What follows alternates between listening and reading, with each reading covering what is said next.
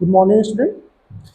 जो आपका पेपर है एफएम बैच में, आपने देखा होगा कि इस बार पेपर हम लोगों ने और ज़्यादा कॉन्सेप्चुअल दिया है। और मैंने पढ़ाते समय क्लास में बार बार बोला था कि जो बच्चा हर एक चीज़ को बहुत अच्छे से समझा होगा, कैलकुलेशन किया होगा, एक क्वेश्चन को करने में मुश्किल से 15 से 20 सेकेंड लगने हैं। मैंने पहले ही बताया था, ठीक है। तो बस ध्यान ये देना है कि आप देखिए जब जो मैंने क्लास में बोला, क्या वाकई में 20 से 30 सेकंड के अंदर क्वेश्चन सॉल्व हो सकते हैं कि नहीं।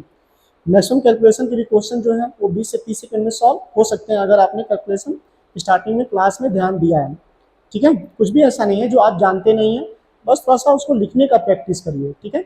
ओके, चलिए पेपर स्टार्ट किया जाए, ठीक है।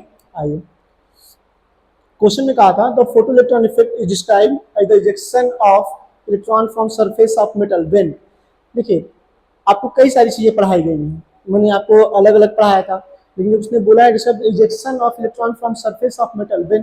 तो पहला, it is heated to high temperature, नहीं। दूसरा, लाइट ऑफ सुटेबल वेवलेंथ, मैंने कहा था ना कि अगर सरफेस पे लाइट क्या हो रही है, इंसिडेंट हो रही है, तो वेवलेंथ अगर उसके अकॉर्डिंग है जितना उसको चाहिए तो मेरा इजेक्शन होगा। इसका मतलब मेरा कौन सा करेक्ट है, ठीक है। चलिए नेक्स्ट,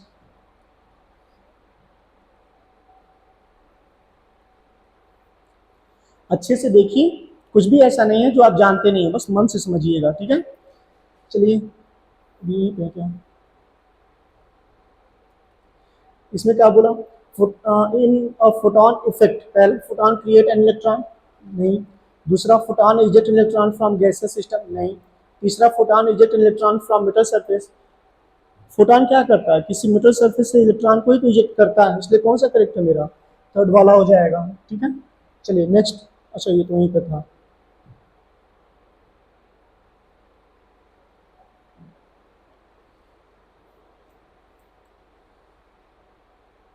तीसरे में देखिए, मार्क द इनकरेक्ट पूछा है, कौन सा इनकरेक्ट है।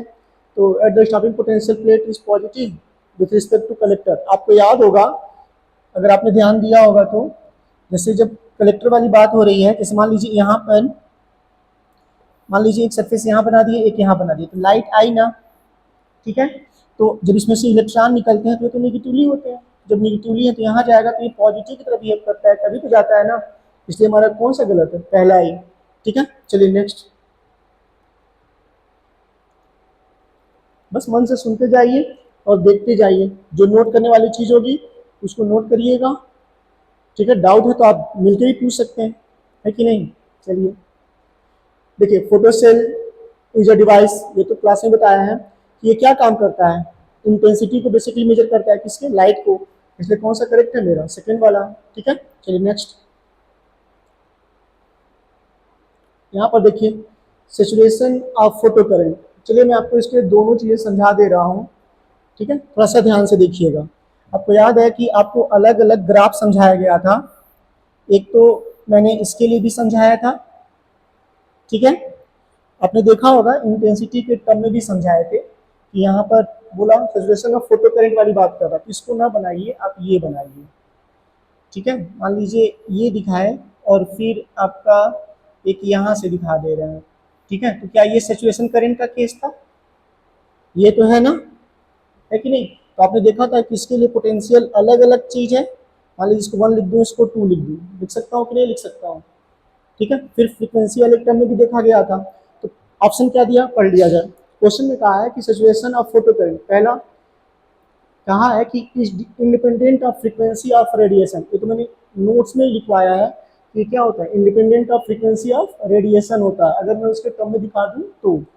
दूसरा, is independent of intensity of radiation, ठीक है, ये तो नहीं। फिर इंटेंसिटी से फर्क पड़ता है, यहाँ पर देखिए, फिर क्या बोला, is dependent on intensity of radiation, इसलिए कौन कौन सा मेरा करेक्ट हो जाएगा, फर्स्ट वाला और ये सी वाला, ठीक है। ए और सी इसका ऑप्शन हो जाएगा। चलिए नेक्स्ट,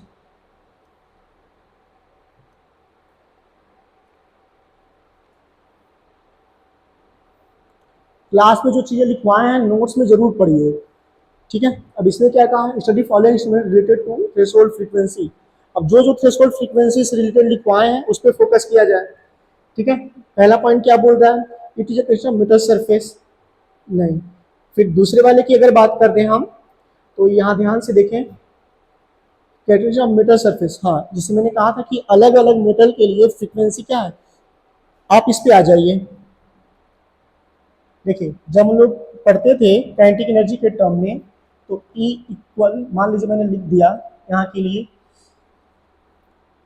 ऐसे लिखिए आप फ्रीक्वेंसी के टर्म में। तो क्या यहाँ पर जब लिखा गया था तो काइनेटिक एनर्जी वाली बात किए थे, काइनेटिक एनर्जी लिख दे रहा हूँ और वर्क फंक्शन वाली बात कर दे रहा हूँ, है ना।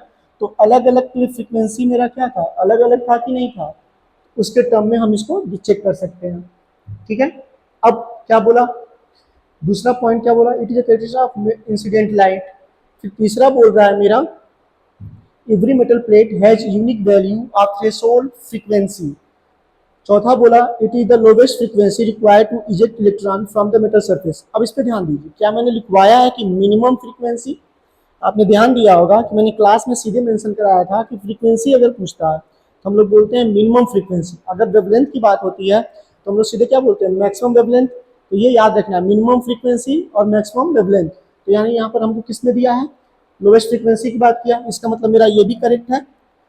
ठीक है, फिर every metal plate has unique value of threshold frequency. Her plate का अलग अलग फ्रीक्वेंसी होता है, ये तो आप सब लोग जानते हैं। ठीक है, इंसिडेंट लाइट से कोई मतलब नहीं फ्रीक्वेंसी से यहाँ पर।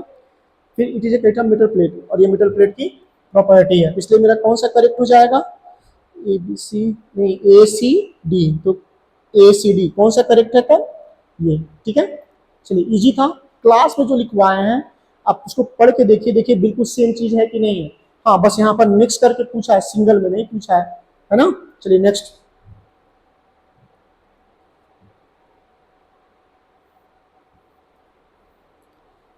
देखिए कहा है the correct variation of photo current I with potential difference भी, करंट का रिलेशन दिखाया है। तो इंटेंसिटी करंट वाली बात कर, देखिए डायरेक्टली प्रोपोर्शनल तो है नहीं, ये आपने देखा था यहाँ पर पोटेंशियल डिफरेंस के साथ, ये तो पॉसिबल है नहीं, क्योंकि जानते हैं जब करंट वाली बात करते हैं तो आपको याद होगा कि मैंने क्लास में कहा था कि पोटेंशियल, जो रिटार्डिंग पोटेंशियल की बात करते हैं वो कुछ न कुछ निगेटिव टर्म में दिखाएगा।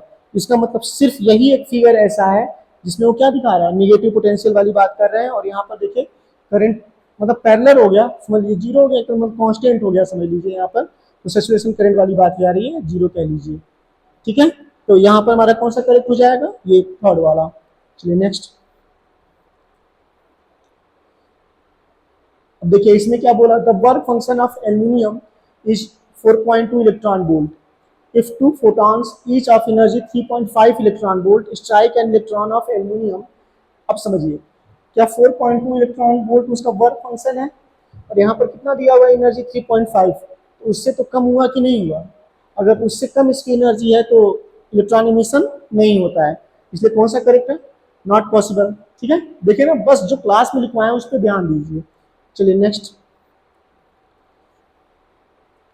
यहाँ पर देखिए कह रहा है in photoelectric effect if the intensity of light is double, है ना, double, then maximum kinetic energy of photo electrons.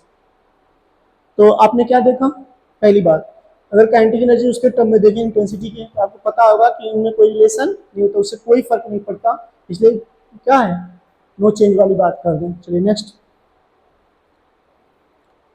हाँ अब देखिए ये भी क्वेश्चन क्लास में कराया गया है, अब समझिएगा क्या यहाँ पर दिया हुआ है, correct variation of 1/2 mv square max. अभी जस्ट मैंने कुछ देर पहले आपको ये चीज बताया था।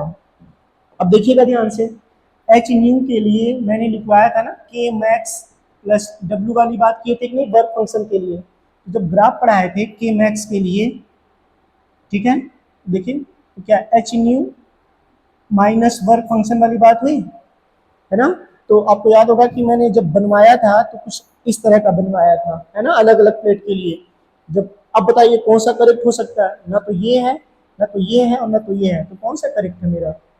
जो चीज समझाए हैं वही चीज बिल्कुल आपको अलग अलग करके दे रहा है। अब ये कभी मत सोचे कि आपको जैसे कॉपी में लिखवाया जाता है वैसा पूछेगा, अगर कॉन्सेप्ट तैयार है तो क्वेश्चन होंगे। डन, चलिए नेक्स्ट। जल्दी जल्दी किया जाए, देखा जाए कितना जल्दी कर सकते हैं। अब यहाँ पर देखिए टू रेडिएशन, इसको लगाना पड़ेगा।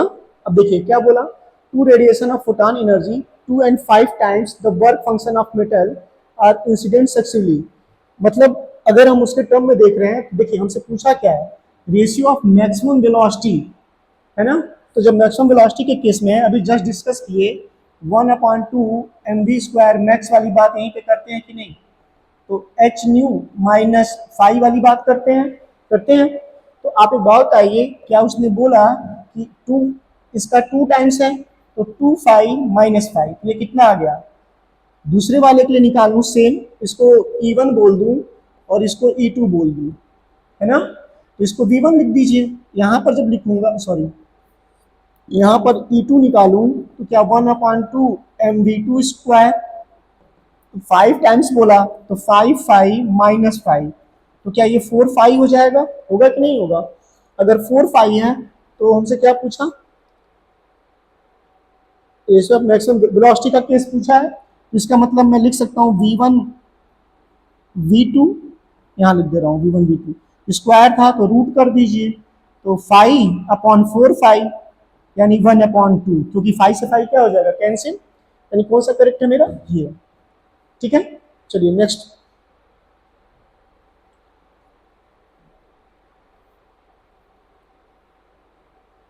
देखिए यहाँ पर तो नाम ही लिया है, सीधे कहा है कि according to Einstein photo equation the graph between kinetic energy photo electron ejected and frequency of incident radiation. अभी जस्ट बताया है कि फ्रीक्वेंसी और काइनेटिक एनर्जी क्या रिलेशन है, क्या ये पॉसिबल है, नहीं, क्योंकि देखिए ऊपर वाली बात है ना गलत, जस्ट दिखाया है, तो कौन सा करेक्ट है इसका, फोर्थ वाला, डन। चलिए नेक्स्ट।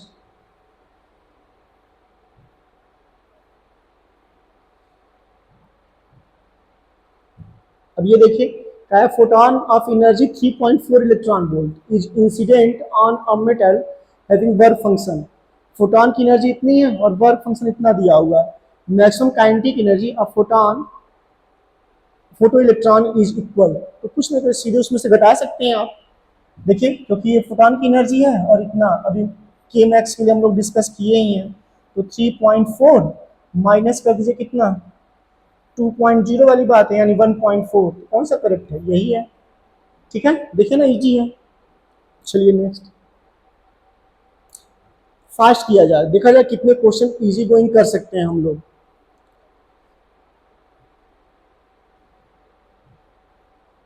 अब यहाँ समझिए, क्वेश्चन में कहा है कि photon energy 6 electron volt are incident on a metal surface कुछ work function is 4 electron volt.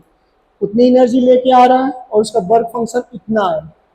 ठीक है, the minimum kinetic energy of emitted photo electron, पहली बात क्या एनर्जी फोटोन की 6 इलेक्ट्रॉन वोल्ट है ना, और यहाँ पर देखिए वर्क फंक्शन कितना दिया है, 4, तो वर्क फंक्शन से ज़्यादा वाली बात है। और सबसे दूसरी चीज़ ये है, यहाँ पर उसने पूछा मिनिमम काइनेटिक एनर्जी, जबकि जब हम लोग क्लास में भी पढ़ते हैं, चाहे 12th में पढ़ा जाए, बोर्ड में, कहीं भी कंपटीशन में, तो वहाँ पर हम लोग सीधे लिखते हैं के मैक्स, यानी मैक्सिमम वाली बात करते हैं। तो मिनिमम पूछा तो मिनिमम तो 0 वाली बात कर देंगे ना सीधे सीधे, इसलिए मेरा आंसर क्या हो जाएगा, 0 इलेक्ट्रॉन वोल्ट। चलिए नेक्स्ट।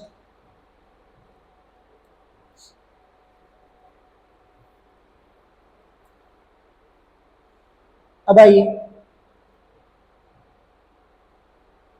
कहा है metal surface of work function 1.07 electron volt is irradiated with light of wavelength इतना, retarding potential required to stop the escape of photoelectron। retarding potential पूछा यानी V नॉट की वैल्यू पूछा, मेटल सरफेस का work function दिया है, मुझे क्या नहीं पता, एनर्जी।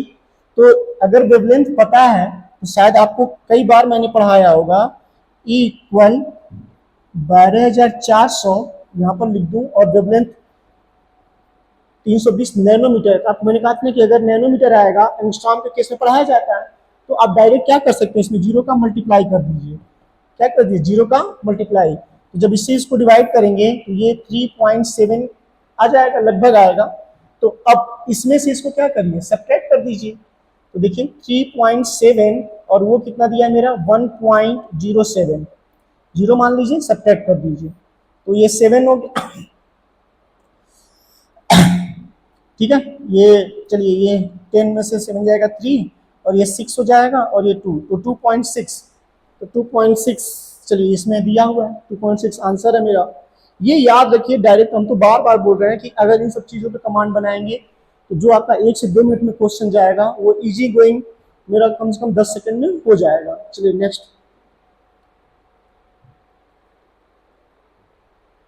जो क्लास में सिखाए हैं उसको लिख करके कैसे भी करके दिमाग में बैठाइए कि सर ने क्यों बोला कि 15 से 20 सेकंड में हो जाएगा।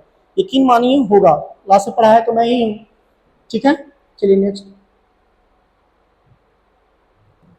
अब देखिए क्वेश्चन में क्या बोला, वर्क फंक्शन ऑफ मेटल दिया हुआ है 1 electron volt, light of wavelength 3000 angstrom is incident on metal surface, the velocity emitted photo electrons. बहुत बढ़िया क्वेश्चन है, मन से समझिएगा। देखिए वर्क फंक्शन दिया है, लाइट का वेवलेंथ इतना दे रखा है, और हमसे जो पूछा है वेलोसिटी पूछा है। ये बताइए अगर वेलोसिटी पूछा तो क्या 1/2 mv², अभी जस्ट डिस्कस हुआ कि हम लोग अगर लिखते हैं तो ई माइनस वर्क फंक्शन वाली बात कर देते हैं।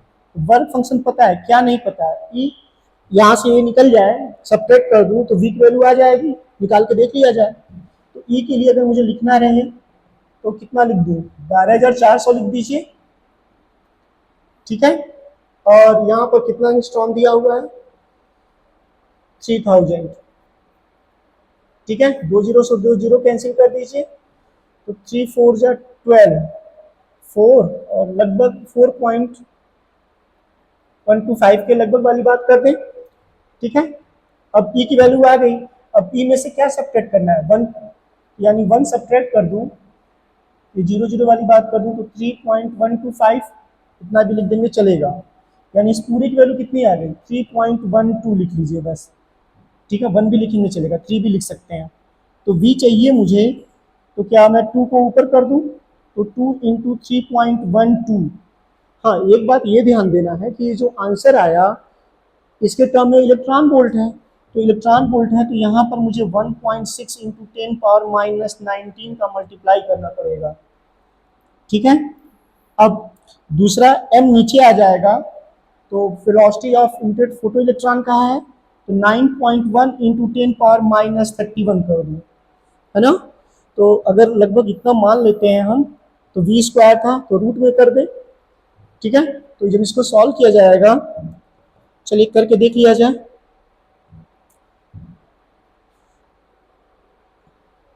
देखिए अगर मैं इसको 3 ही मान लूँ, क्या मान लूँ, 3 मान लूँ, तो 3 से इसको मान लूँ तो इसको कैंसिल कर दूँ, 3.15 था, चलिए 3 हो जाएगा ये। अगर ये 5 मानता हूँ, 5 मतलब 1.5 वाली बात कर दें, तो अगर 1.5 मानते हैं तो इससे इसको डिवाइड कर देंगे तो 0.5 हो जाएगा। ठीक है, और 0.5 का 2 मल्टीप्लाई करेंगे 10 हो जाएगा। अगर ये 10 हो गया तो देखिए 10, तो यहाँ पर एक कम कर 18 हो जाए, और जब इसमें से इसको सब्ट्रैक्ट करेंगे 31 में से 18, 31 तो वो 18 हो जाएगा,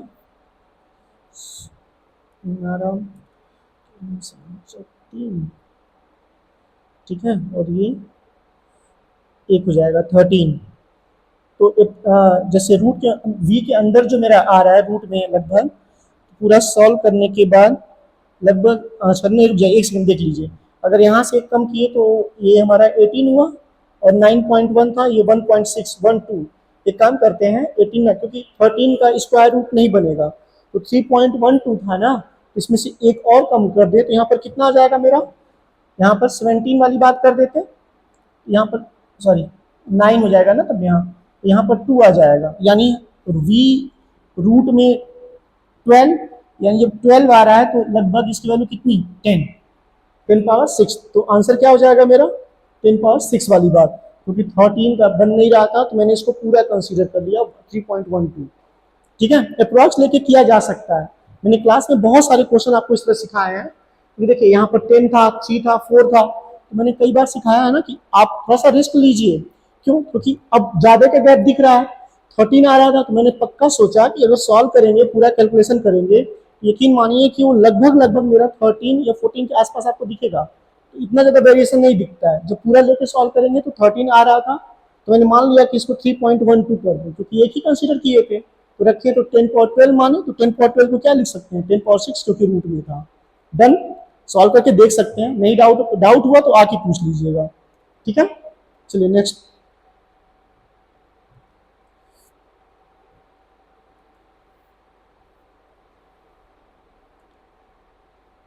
अब आई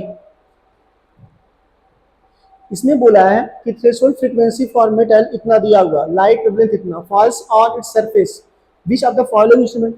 बहुत बढ़िया क्वेश्चन है। अच्छा, क्या वेवलेंथ दिया है, क्या फ्रीक्वेंसी दिया है? आपको मैंने क्लास में सिखाया था कि अगर कभी इस तरह का क्वेश्चन आए तो फ्रीक्वेंसी चेक निकाल के चेक कर लीजिए दूसरे वाले की।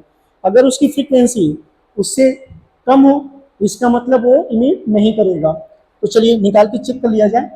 अगर फ्रीक्वेंसी पूछा है, वेवलेंथ दिया है, तो सी बाई लेमडा कर दीजिए।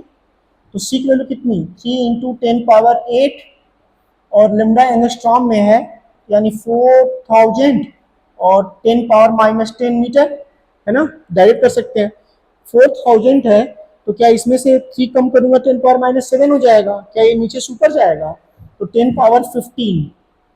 क्यों क्यों इसके टर्म में किए? क्योंकि यहाँ पर 10⁻15 के टर्म में दिया था। तो क्या ये 3/4 है? देखिए भाई, 1/4 3/4 की बात हो रही है, इससे कम होगा कि नहीं होगा? इसका मतलब इमिशन नहीं होगा, है ना। जब फ्रीक्वेंसी गिवन फ्रीक्वेंसी से कम, थ्रेशोल्ड फ्रीक्वेंसी से कम हो जाए तो आपका नहीं होता है। तो आप यहाँ पर देख सकते हैं कि इसकी वैल्यू कितनी आई, 3/4 नहीं होगा, ठीक है। इसलिए नो फोटो इलेक्ट्रॉन इमिशन, ठीक है। चलिए नेक्स्ट। आप खुद सोचिए कि जो जो चीजें समझाए हैं उसका यूज हो रहा है कि नहीं। इसीलिए कहते हैं कि जब क्लास में बोला जाए तो एक अच्छे बच्चे की तरह पूरी बात सुनना सीखिए, ठीक है। चलिए नेक्स्ट देखें। यहां पर देखा जाए क्या कहा है, if A photo experiment wavelength of incident radiation is reduced 6000 से 4000, क्या वेवलेंथ घटा? देन क्या पूछा है? पहला चीज टाइम पोटेंशियल डिक्रीज है, पोटेंशियल टर्म में पूछा। अब एक बात बताइएगा, क्या आपने फार्मूला पढ़ाया था सीधे सीधे? मैंने जो पोटेंशियल टर्म में पढ़ाया, वेवलेंथ दिया है दो अलग अलग, तो एच सी अपॉन ई 1/λ2 - 1/λ1 पढ़ाए हैं। तो जब ये घट रहा है, यानी ये चीज घट रही है, जब इसकी वैल्यू घटी तो इसका मतलब ये वैल्यू क्या होगी, मेरी बढ़ेगी, ठीक है। तो डिक्रीज दूसरा, दूसरा इंक्रीज करेगा, बस सिंपल सी बात। नेक्स्ट।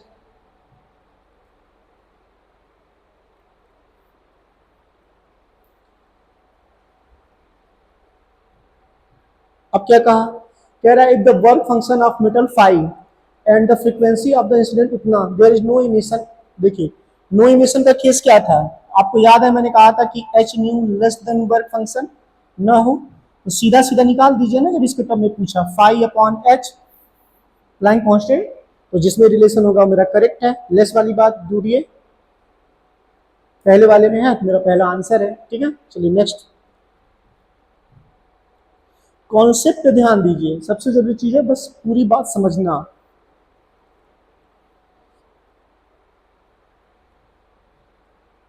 देखिए क्या कहा है, लाइट ऑफ वेवलेंथ इतना, कह रहा है falls on sensitive metal plate, work function इतना दिया हुआ, काइनेटिक एनर्जी। ये भी बिल्कुल उसी तरह का क्वेश्चन हो गया, काइनेटिक एनर्जी पूछा। तो बताइए क्या मैंने ई के लिए 5000 दे रखा है, तो अब सीधे क्या करिए 12400 लिखिए, ठीक है। एंगस्ट्रॉम है तो 5000, 2 जीरो से 2 जीरो कैंसिल कर दीजिए, 5×2 = 10, 2.4 ई, बस इतना ही रखते हैं। कितना सब्ट्रैक्ट करना पड़ेगा, 2.4 में से 1.9 सब्ट्रैक्ट कर दीजिए, 5 हो जाएगा, यानी 0.5। जो 0.5 होगा वही आंसर है, पहला वाला 0.5 एक है, पूरा सब्ट्रैक्ट सॉल्व करेंगे तो लगभग उतना आएगा, तो 0.5 मेरा आंसर है, ठीक है। चलिए नेक्स्ट।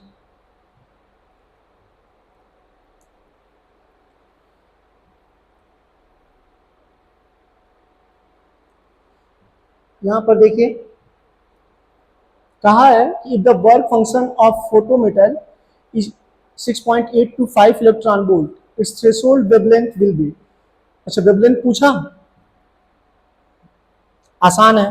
देखिए अगर वेवलेंथ वाली बात कर रहा है तो एनर्जी, जैसे मान लीजिए हम उसके टर्म में लिख दें, हमको क्या दिया हुआ है, वर्क फंक्शन दिया हुआ है। तो वर्क फंक्शन के लिए हम लोग जानते हैं एच न्यू नॉट कह दीजिए, या उसके टर्म में लिखने की ना पड़े तो यहाँ पर लिख सकते हैं H C upon lambda not, लिख सकते हैं सीधे सीधे। सी को इतना दिया हुआ है, कहा है कि वर्क फंक्शन इतना, तो चलिए लेमडा नॉट की वैल्यू चाहिए, तो लेमडा नॉट रखें, तो लेमडा नॉट ऊपर कर दें, तो यहाँ पर एच सी और हमारा वर्क फंक्शन हो जाएगा। अब तो एच वैल्यू 6.6 इंटू 10⁻−34 और सी की जो वैल्यू है मेरी 3.3 इंटू 10⁸ कर दीजिए। ठीक है, चूंकि एंगस्ट्रॉम में दिया था तो डायरेक्ट लिखा जा सकता था, कुछ ऐसा नहीं है। तो यहाँ पर कितना दिया हुआ, 6.8 इलेक्ट्रॉन वोल्ट। ठीक है, हम एक चीज़ जानते हैं, क्या मैंने इसके लिए पहले भी पढ़ाया है 12,400 वाली बात। अगर मैं 12,400 वाली बात पढ़ाया हूँ तो आप पूरा उसको उस कॉन्सेप्ट पे रख करके 6825 दिया है, डिवाइड कर देंगे, सॉल्व कर देंगे, तो लगभग मेरा उसके आसपास आ जाएगा 1800 एंगस्ट्रॉम के आसपास। ठीक है, ठीक है, मैंने कैलकुलेट किया था, आप इसको देख सकते हैं इस तरह से करके। चलिए नेक्स्ट।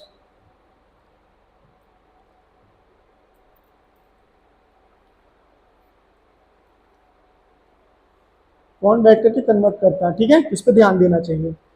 22 क्वेश्चन नंबर का है, threshold wavelength for photo electric effect on sodium इस इतना वर्क फंक्शन। देखिए क्या यहाँ पर वर्क फंक्शन पूछ, तो जब वर्क फंक्शन पूछा है तो वही चीज एच सी अपॉन लेमडा वाली बात कर दिया जाए। ठीक है, जूल में पूछा है, ये बात ध्यान देना है, किसमें पूछा है, जूल में। देखिए वहां पर इलेक्ट्रॉन बोलता तो कोई प्रॉब्लम नहीं, लेकिन यहाँ पे किसने दिया है, मेरा जूल में, तो इसलिए ध्यान देना पड़ेगा। पूरा डाटा रखिए, 6.6 इंटू 10⁻−34, 3 इंटू 10⁸, ठीक है, और वेवलेंथ दिया है 5000 एंगस्ट्रॉम। ठीक है, एंगस्ट्रॉम में तो मीटर में बदलिए, तो 10⁻−10 है ना। चलिए अब इसको सॉल्व करें, 3 जीरो से यहाँ पे 7 हो जाएगा, 8 से 15 हो जाएगा, 34 में से 5 कर देंगे तो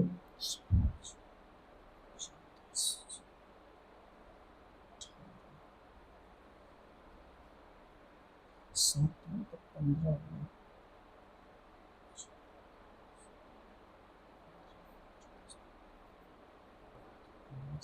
दूजे पावर 19 किस में है।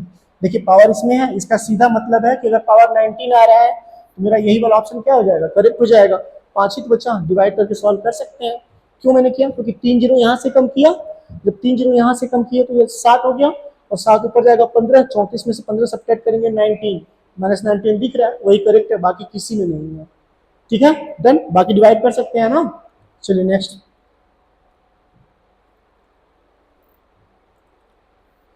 आप सीखिए कि कैसे अप्लाई करना है। जब एक बार अप्लाई करने आ जाएगा, जब आप इस चीज को समझने लगेंगे तो आप भी ऐसे ही सॉल्व करेंगे। क्या कहा है कि the stopping potential when the metal इतना इल्यूमिनेटेड टू, ये तो बहुत इजी हो गया। अभी जस्ट अगर पोटेंशियल के टर्म में पूछा तो अभी मैंने आपसे क्या बताया था, E-phi/E। ठीक है, क्यों, क्योंकि मैंने बताया ना कि हम लोग लिखते हैं जब काइनेटिक एनर्जी के टर्म में, तो बेसिकली ऐसे लिख सकते हैं H-nu-phi। तो इसको क्या लिखा गया था, इलेक्ट्रॉन वोल्ट, इसी वोल्ट के लिए यहाँ पर लिख दिया है बस। तो ये देखिए ई की वैल्यू कितना दिया हुआ है, 2 इलेक्ट्रॉन वोल्ट, और इसका दिया हुआ है 0.6 इलेक्ट्रॉन वोल्ट।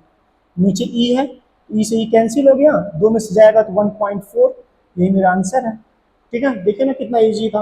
हाँ बस ये ध्यान देना पड़ेगा कि इलेक्ट्रॉन वोल्ट के टर्म में दिया हुआ है और ई के टर्म में नहीं कहीं है, इस नाते हमको ध्यान देना पड़ेगा, ई से ही कैंसिल हुआ है।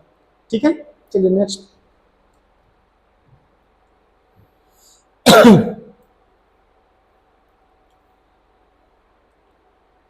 अब आइए, देखिए ये क्वेश्चन बहुत अच्छा है, जितना अच्छा उतना खतरनाक है।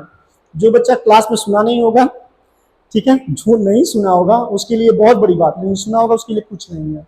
ठीक है, देख सकते हैं, क्योंकि कहा है कि work function of sodium and copper, sodium के लिए 2 इलेक्ट्रॉन वोल्ट और कॉपर के लिए 4, which then is suitable for a photo cell with 4000 angstrom. अगर मुझे इसका वेवलेंथ दे रखा है यहाँ पर, तो क्यों ना मैं निकाल के देख लूँ वेवलेंथ कितना है उसका, क्योंकि वर्क फंक्शन गिवन था। तो हमको सीधे सीधे क्या पढ़ा गया, अगर मान लीजिए मैं वेवलेंथ के टर्म में डिस्कस करूँ, तो अभी मैंने बोला 12,400 और अब उसका जो वर्क फंक्शन दिया हुआ है वो कितना दिया हुआ है, 2 इलेक्ट्रॉन वोल्ट। सीधे तो इसको मैं सब्ट्रैक्ट कर दूंगा, डिवाइड कर दूंगा, तो इतना आ जाएगा। ये सोडियम का है तो सोडियम लिख लीजिए। कॉपर का लिखना है, ठीक है। तो जब कॉपर वाली बात कर रहे हैं तो 12,400 और इसका कितना दिया हुआ है, 4। तो 4 है तो 4 3 जा 12 यानी 3100।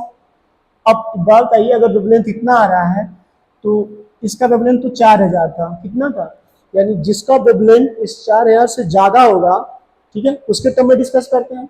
तो अगर 4000 से ज्यादा है तो आप बताइए कि इसमें से सोडियम का ज्यादा है, इसलिए मेरा कौन सा आंसर हो जाएगा, सोडियम। चलिए नेक्स्ट।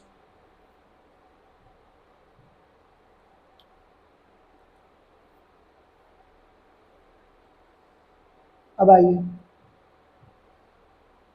क्वेश्चन में क्या बोला, लाइट ऑफ फ्रीक्वेंसी इतना, इंसिडेंट और substance of photo electric work function इतना था, मैक्सिमम काइनेटिक एनर्जी, ठीक है। अब देखिए इलेक्ट्रॉन वोल्ट पे दिया है, ये बात ध्यान देना है। पूछा है मैक्सिमम काइनेटिक एनर्जी, अगर हमसे मैक्सिमम काइनेटिक एनर्जी पूछा और वो वर्क फंक्शन उतना दिया हुआ है, तो आप एक चीज समझिए, क्या मैंने आपको पढ़ाया है E इक्वल एच न्यू, ठीक है। तो जब एच की वैल्यू निकालेंगे, यहाँ पर देखिए किसके टर्म में लिखा जाए, 6.6 इंटू 10 पावर माइनस 34 और न्यू दिया हुआ है 8 इंटू 10 पावर 15, ठीक है। ये तो जूल वाली बात करते हैं, क्योंकि अगर मैं इसको, मुझे इलेक्ट्रॉन वोल्ट में चाहिए क्योंकि ये भी इलेक्ट्रॉन वोल्ट में है, तो क्या मैं यहाँ पर सीधे 1.6 इंटू 10 पावर माइनस 19 से डिवाइड कर दूं कि ना कर दूं, तो 19 और 15 ये नीचे से ऊपर जाएगा, पॉजिटिव हो जाएगा, तो 34 हुआ, 34 हुआ तो ये इससे खत्म है कि नहीं, यहाँ डेसिमल से डेसिमल खत्म है, तो 8 2 जा 16 और इससे ये खत्म, तो 33 हुआ कि नहीं हुआ। जो 33 है और 33 में से आप उसको माइनस कर दीजिए, कितना 6, ऐसे करिए डेसिमल लगा दीजिए, 0 0 वाली बात, कितना सब्ट्रैक्ट करना है, 6.125, है ना। तो ये 5 हो जाएगा, ये 7 हो जाएगा और ये 8 हो जाएगा, ठीक है। क्या कह दिया होगा, चलिए छोड़ जाने दीजिए। तो यहाँ पर तो 12 हो गया ना, तो 12 में से 6 यानी 6 वाली बात कर दे 2 यानी 27, तो देखिए क्योंकि 26.8 है तो 27 वाली बात हो गई, डन। चलिए नेक्स्ट।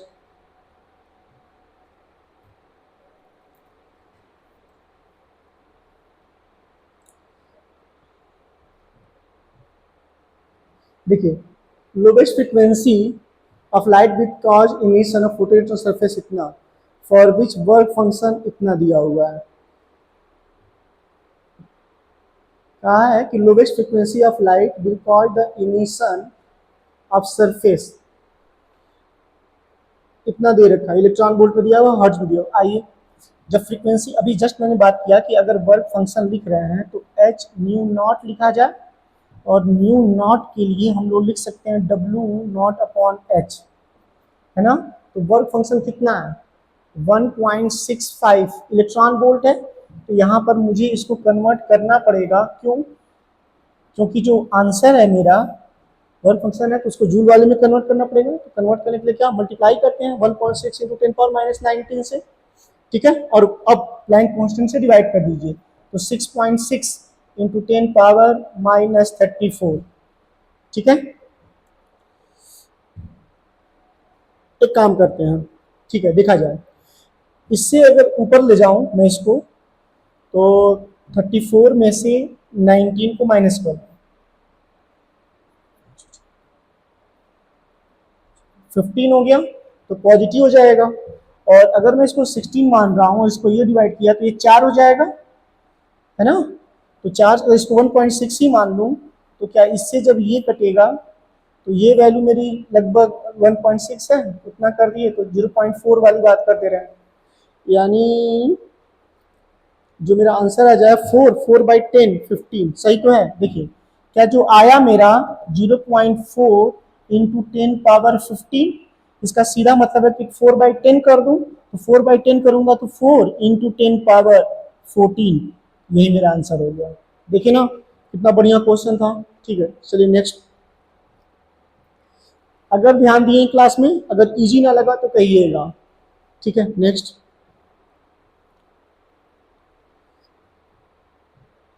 देखिए यहाँ पर क्या बोला, कहा है कि light of two different frequencies which photons have energy, क्या फोटॉन की एनर्जी इतना इतना इतना इतना दिया हुआ दो का,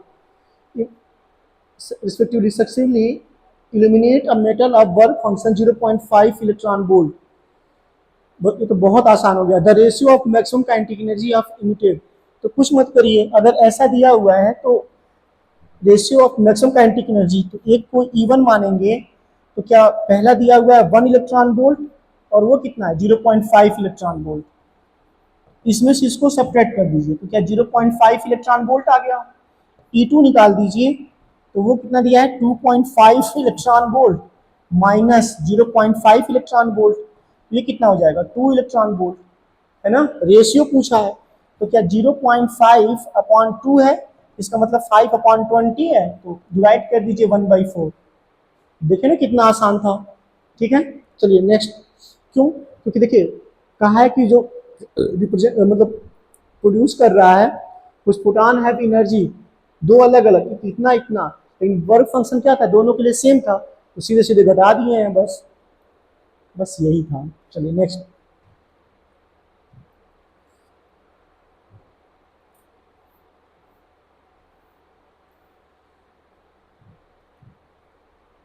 देखिए कहा है कि figure show variation of photo current with anode potential for a photo sensitive surface of 3 different radiation, मतलब 3 अलग अलग रेडिएशन दिया हुआ है with intensity F F B and with the frequency, frequency दिया हुआ है कर्व एबीसी। ये तो बहुत आसान हो गया, पूछे क्यों, अगर आप फिगर ध्यान से देखें तो अगर आप ये देखिए कि इन दोनों के लिए पोटेंशियल सेम हो गया है, इन दोनों के लिए पोटेंशियल सेम हो चुका, और दोनों क्या है पैरेलल वाली बात हो रही है, यानी ये और ये सिचुएशन करंट और यहाँ पर ये सेम है, उस केस में फ्रीक्वेंसी आपस में क्या हो जाती है बराबर।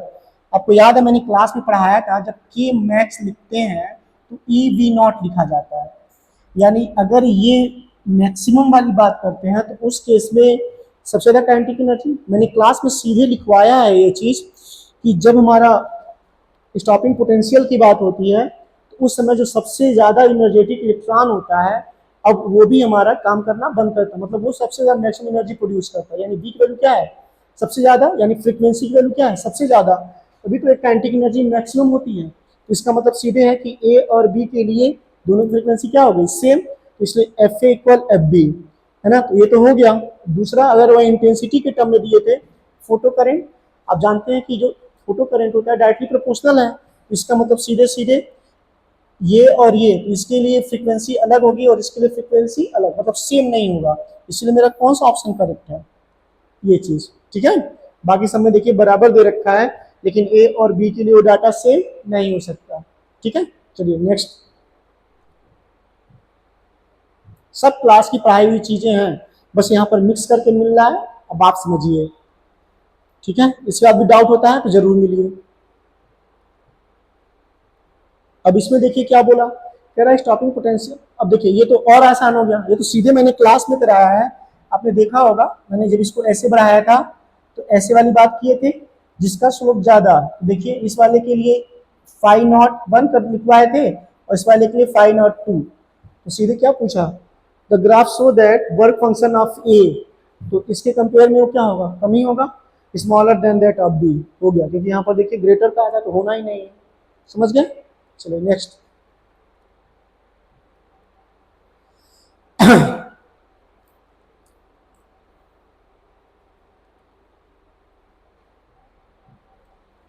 देखिए क्या है कर्व 1 2 3 4 शो, ये भी बहुत आसान हो गया, ये भी एकदम समझ लीजिए क्लास में पढ़ाया हुआ चीज है।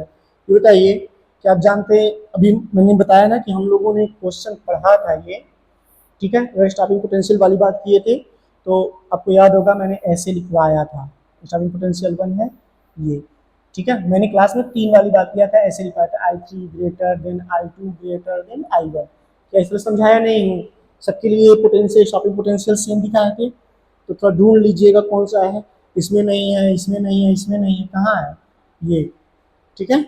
तो I1 ग्रेटर देन I2 कहा भी है, यहाँ देखिए, यानी ये वैल्यू क्या है इससे बड़ी है, देखिए ना कितना आसान हो गया, अगर ये समझे हैं तो इसमें कुछ है, ठीक है।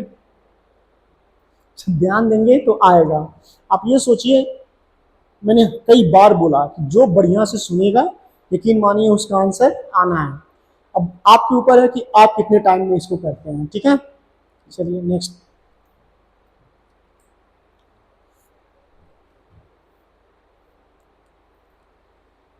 देखिए, इसमें क्या कहा, एनर्जी ऑफ क्वांटम फ्रीक्वेंसी इतना दे रखा है इसमें। ये तो आसान हो गया भाई, ई इक्वल एच न्यू वाली बात की है। एच की वैल्यू कितनी, 6.6 इंटू 10 पावर -34, और फ्रीक्वेंसी दिया हुआ है 10 पावर 15। इसमें से इसको सब्ट्रैक्ट कर दीजिए सीधे सीधे। ठीक है, जब सब्ट्रैक्ट करेंगे तो 6.6 इंटू 10 पावर -19 आ जाएगा। इसमें 19 पहले वाले में हो गया। ठीक, मल्टीप्लाई तो करना था बस, इसीलिए कहा कि पेपर कॉन्सेप्चुअल है। ठीक है, और कुछ नहीं। यहाँ पर क्या पूछा, मोमेंटम ऑफ फोटॉन, ये तो फार्मूला है। मैंने देखिए कई बार बोला कि हर साल पेपर में कई बार ऐसा होगा कि सिर्फ आपसे फार्मूला पूछेगा। यही रीजन है कि मैं बार बार आपको हर फार्मूला डेरिवेशन करने के बाद ही न्यूमेरिकल पे लाता हूँ। ठीक है, तो अब ये देखिए, पूछा मोमेंटम ऑफ फोटॉन तो एच अपॉन लेमडा, कई बार इस पे क्वेश्चन लगाया गया होगा, कम से कम 20 क्वेश्चन 10 क्वेश्चन तो लगा ही है। ठीक है, चलिए नेक्स्ट।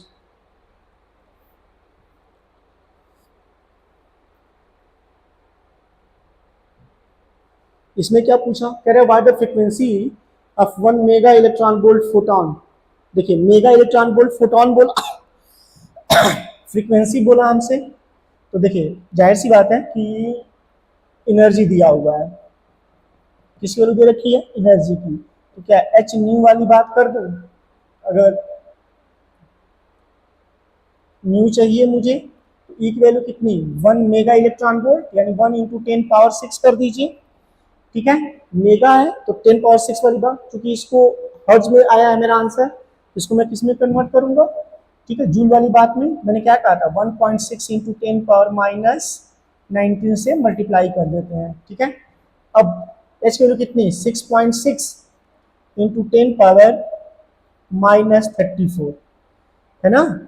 तो वही पुराना काम, एक काम करते हैं, इसको और इसको 34 और 6 को ऐड कर दूं, क्या 40 हो जाएगा, और 40 में से 19 सब्ट्रैक्ट करिए, 21। ठीक है, और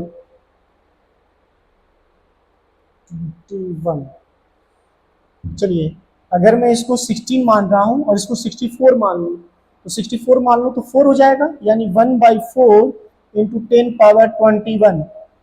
एक काम करिए, इसमें से एक 10 कम कर दीजिए, तो ये 4 कर दीजिए और ये 10 पावर 20 कर दीजिए। क्या इससे इसको कर दूं तो 2.2 वाली बात हो जाएगी, यानी मेरा आंसर जो आएगा 2.2 इंटू 10 पावर 20।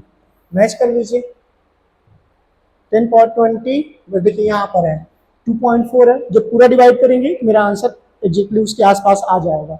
पावर मैच कर गया, देखिए 23 है 18।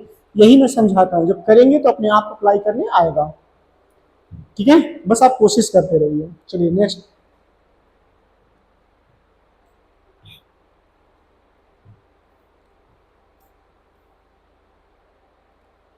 देखिए, क्या कहा, by the momentum of a photon having frequency इतना।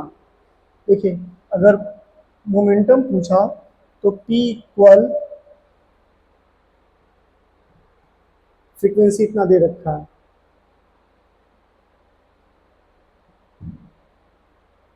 अगर हम इसके टर्म में निकाल दें, और the momentum of photon having frequency 1.5, frequency दिया हुआ है, तो इसको ऐसे लिख सकते हैं क्या, एच न्यू बाई सी। ठीक है, तो एच की वैल्यू रख दूं 6.6 इंटू 10 पावर -34, और फ्रीक्वेंसी दिया है मेरा 1.5 इंटू 10 पावर 13। सी की वैल्यू रख दीजिए 3 इंटू 10 पावर 8। ठीक है, तो इसको रख दूं, तो जब सॉल्व कर दें लगभग, तो चलिए पहले पावर से छुटकारा पाया जाए। देखिए चलिए 13 में से 8 जाएगा तो 5 हो जाएगा, तो 5 पॉजिटिव होगा, तो 34 में से 5 भी सब्ट्रैक्ट कर दीजिए, तो 29 वाली बात हो गई, यानी 10 पावर 29। अब 10 पावर 29 ढूंढ लीजिए पहले, तो 10 पावर 29 पहले वाले में है ना। इसका सीधा मतलब है कि जब हम इसको सॉल्व कर दें तो देखिए 0.5 हो जाएगा, मल्टीप्लाई करके चेक कर सकते हैं, 5 6 जा 30, 5 से 33, यानी जाहिर सी बात मेरा पहला ही आंसर है कि नहीं। क्यों? क्योंकि जब इसमें सब्ट्रैक्ट किए तो 5 आया था, पहले सब्ट्रैक्ट किया 90 तो -19, पावर मैच कर लिए, 3 था 0.5, 5 से इसमें मल्टीप्लाई किए, 5 से 30, 5 से 33, देखिए 3.3 एंड 29 हो गया मेरा। चलिए नेक्स्ट।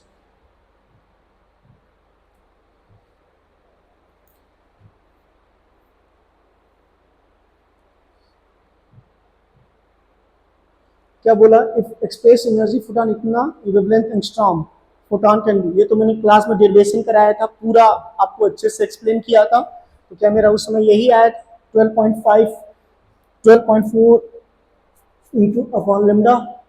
ठीक है, चलिए नेक्स्ट समझा दें। ठीक है, देखिए कहा है कि if we express the energy of photon in kilo electron volt. देखिए ये किसमें दिया है, मेरा किलो इलेक्ट्रॉन वोल्ट की बात किया। ठीक है, तो आपको याद होगा मैंने पढ़ाया था 12400 अपॉन लेमडा। ठीक है, अब जो लिखवाए थे इलेक्ट्रॉन वोल्ट एंगस्ट्रॉम वाली बात किए थे, है ना। तो कुछ मत करिए, अगर प्रॉब्लम है तो किलो में कहा है, तो क्या आपको लेमडा यहीं पर 1000 वाली बात ना कर दूं? 2 जीरो से 2 जीरो कैंसिल, डेसिमल एक नंबर पे लगा दीजिए, तो 12.4 अपॉन लेमडा आ गया कि नहीं। बस यही तो करना था, थोड़ा समझा जाता है। अगर मैंने बोला कि हो जाएगा तो इसका मतलब हो जाएगा। ठीक है, ये तो मैं क्लास में भी समझाता हूँ सेम चीज की, अगर मैंने कहा कि वो 10 सेकंड में होगा, 20 सेकंड में होगा, तो वो होगा, है ना। चलिए next.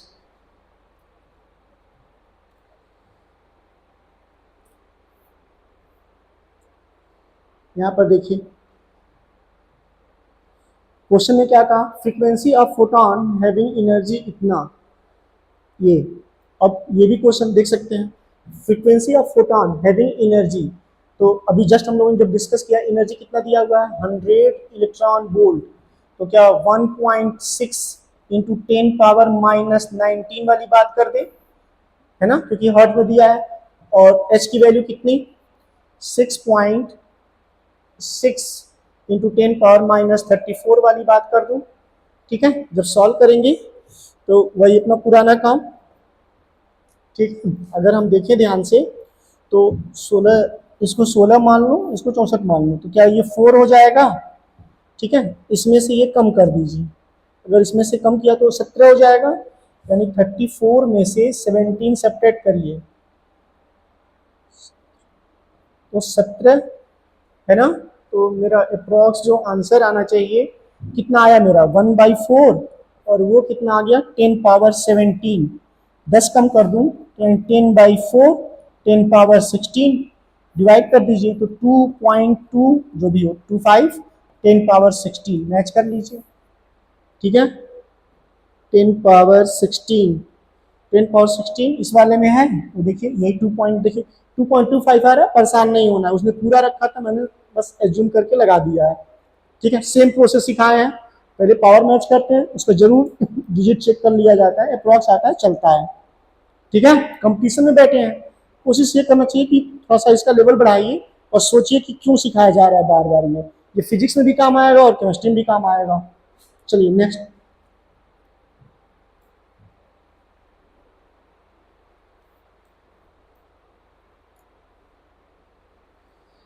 if we consider electron if we consider electron and photon of same wavelength, they, ये तो बहुत आसान हो गया, हम लोग lambda equal H upon P वाली बात किए हैं। ठीक है, तो कह रहा है if we consider electron and photon have same wavelength, wavelength same है, ये कांस्टेंट है, यानी मोमेंटम सेम हो गया, है ना। Next,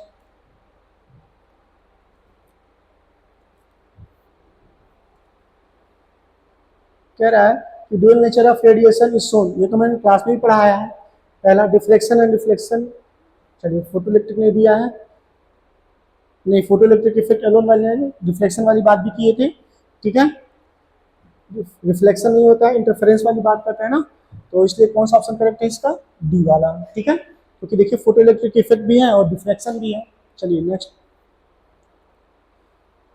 de Broglie wavelength is proportional to mass, नहीं, डी ब्रॉगली वेवलेंथ के लिए जब लिखा जाता है तो आपको मैंने उसके टर्म में पढ़ाया था, lambda equal H upon root में 2m/q_v लिखिए, एच अपॉन रूट में 2m/e लिखिए। मैंने सारे फार्मूले आपको अलग अलग करके एक्सप्लेन कर दिया था कैसे आता है।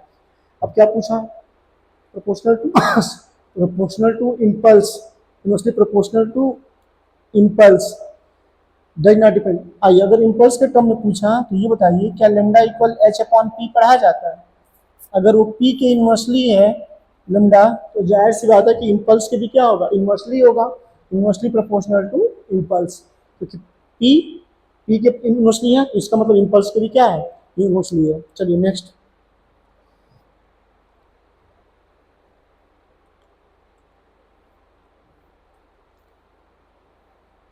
देखिए एक बात समझा दे रहे हैं, जैसे जब इम्पल्स लिखते हैं तो हम लोग सीधे सीधे जानते हैं कि फोर्स जब बहुत कम टाइम के लिए काम करता है, फोर्स किसी लिए काम करता है, बहुत कम टाइम के लिए, एफ इंटू डेल्टा टी वाली बात आई थी ना, तो चेंज इन मोमेंटम के बराबर होता है। अगर डाउट है तो देख लीजिए भाई, अभी भी ऐसा कुछ नहीं है जो आप नहीं जानते।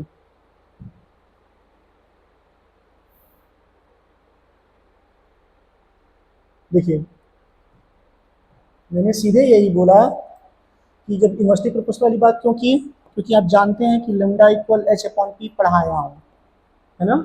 तो जब चेंज इन मोमेंटम की बात करते हैं तो इम्पल्स बोलते हैं फोर्स इंटू डेल्टा टी, तो वहां पर जब लिखा जाता है तो एच अपॉन आई की भी हम बात कर सकते हैं यहाँ पर, ठीक है, इम्पल्स लिख लीजिए पूरा, ठीक है, इसीलिए मैंने बोला कि इन्वर्सली प्रोपोर्शनल है। पागल, ये सब तो आना ही चाहिए, ठीक है, ये सब हर बच्चे को दिमाग में चलना चाहिए, ठीक है। चलिए next,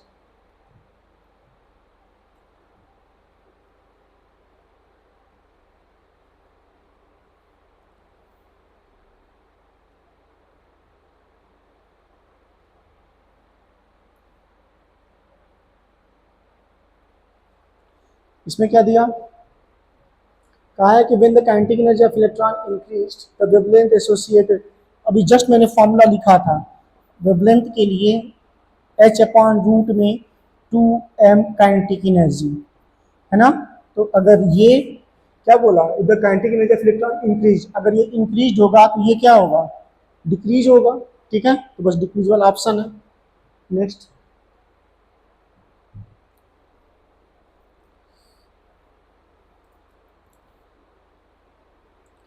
what will the ratio of the Broglie wavelength photon proton and alpha particle. देखिए मैंने बहुत अच्छे से इस कॉन्सेप्ट को समझाया था, आपने देखा होगा कि अगर वेवलेंथ के टर्म में पूछा तो एच अपॉन रूट में 2m आया कि नहीं आया, बाकी को छोड़ दीजिए, यानी आप सीधे लिख सकते हैं, ऐसे लिख लीजिए 1 अपॉन रूट में m, तो पहले प्रोटॉन लिखा तो लेमडा पी और लेमडा अल्फा लिख लीजिए, मैंने कहा था ना जिससे वो पूछता है उसको लिखते हैं, बाकी से हमारा कोई लेना देना नहीं है, तो रूट में है ना वो, तो लेमडा अल्फा यानी मास ऑफ अल्फा ऊपर और मास ऑफ प्रोटॉन नीचे, ठीक है। अब आप ये भी जानते हैं कि 4 टाइम्स होता है, ये कितने टाइम्स होता है, 4 टाइम्स, तो यहाँ पर 4 लिख दीजिए, 4 MP वाली बात कर दीजिए और यहाँ पर MP, तो इससे ये खत्म, यानी 4 सीधे लिख दीजिए 2:1, तो कौन सा करेक्ट होगा मेरा, 2:1, है ना। ये सब डायरेक्ट करने आना चाहिए। तो नेक्स्ट,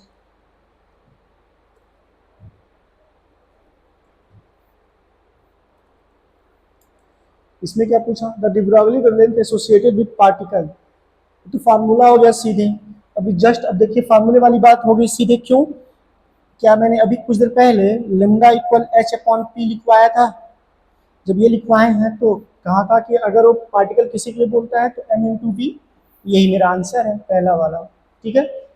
फोटॉन होता तो सी लिख सकते थे, लेकिन पार्टिकल बोला तो बी ही लिखा जाएगा। चलिए नेक्स्ट,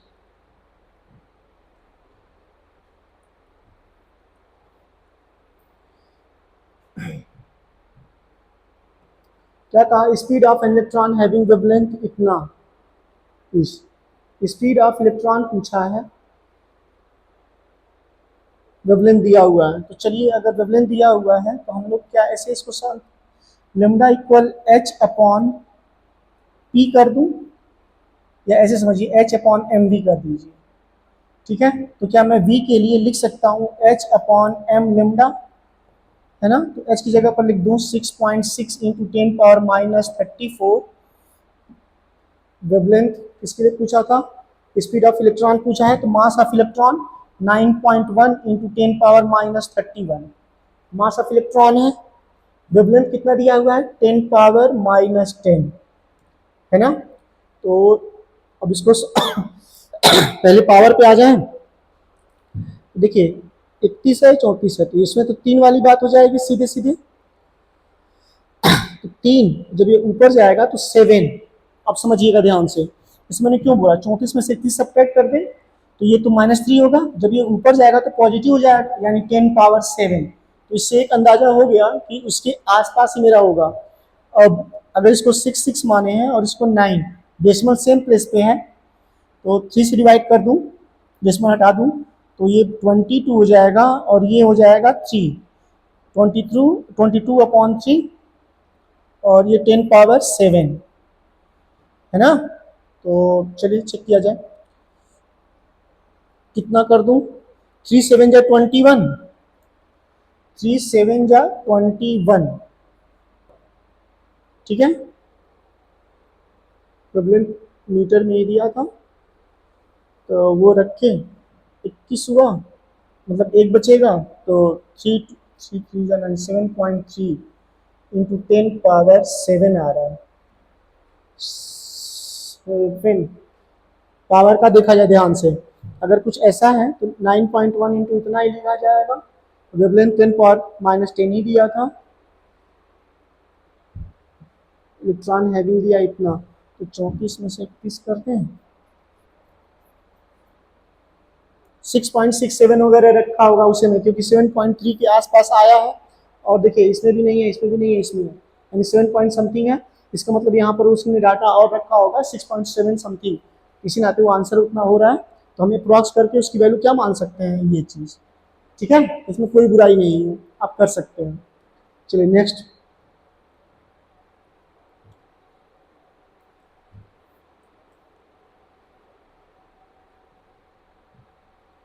इसमें क्या कहा, the de Broglie wavelength associated with a hydrogen molecule moving with thermal velocity। बहुत अच्छा क्वेश्चन है। अब देखिए क्यों, इसे हमसे जो पूछा क्या है कि de Broglie wavelength of associated with a hydrogen molecule with a thermal velocity इतना दे रखा है।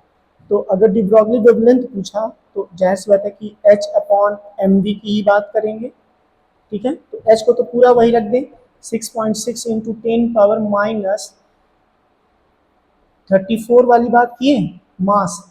यहाँ पर जब देखिए हाइड्रोजन मॉलिक्यूल बोला है, जब हाइड्रोजन मॉलिक्यूल बोला है तो 2 मल्टीप्लाई कर देते हैं तो 1.67 इंटू 10⁻27 और भी दिया 3 किलोमीटर पर सेकेंड।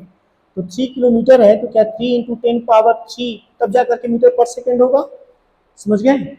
तो अब जब इसको पूरा सॉल्व करते हैं तो इसका आंसर आया था 0.66 इंटू 10⁻10 मीटर। क्योंकि आंसर एंगस्ट्रॉम में दिया हुआ है तो आप सीधे लिख सकते हैं 0.6 एंगस्ट्रॉम, ठीक है, क्योंकि सारा डाटा एसआई में रखे थे, इस नाते उतना था। चलिए next,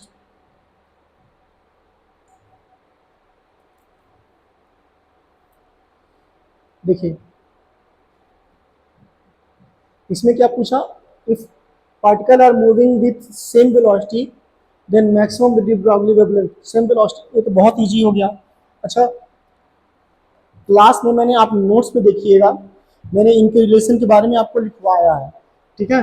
neutron, proton, alpha particle, इन सब के लिए मैंने अलग अलग जहाँ वेवलेंथ पढ़ाया था उसके टर्म में मैंने बताया था, और सीधे ये बात हुई है। आप जानते ही हैं कि बीटा पार्टिकल का मास प्रोटॉन से भी कम कंसिडर करते हैं।